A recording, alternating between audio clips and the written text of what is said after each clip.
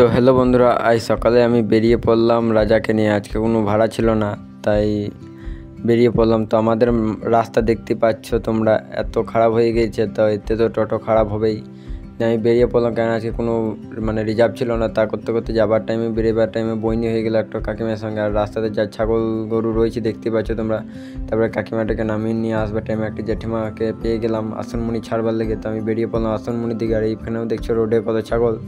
তারপরে ওদেরকে যাব ঠাকুমার আসনমুনি নেওয়ার টাইমে একটাকে পেয়ে গেলাম। তো আমি মিনিমাম বেরিয়ে পড়লাম। তো আসনমুনিতে যেয়ে নিয়ে এখানে পয়সাটা কেটে নিয়ে আমি বেরিয়ে পড়লাম আসনমুনির দিকে। কেননা আজকে বেশি চালাবো না, দুপুর পর্যন্ত চালাবো, তারপরে ঘর চলে যাবো।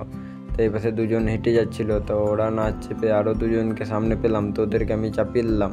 ওদেরকে চাপিয়ে নিয়ে আমি বেরিয়ে পড়লাম আসনমুনি থেকে। আসনমুনি থেকে বেরিয়ে আমি ব্লকে ওদেরকে নামিয়ে নিয়ে আমি ঘর দিকে যাবো। তারপর তো দুজনকে পেলাম, দুজনে বলছি রানীশ্বর যাবো।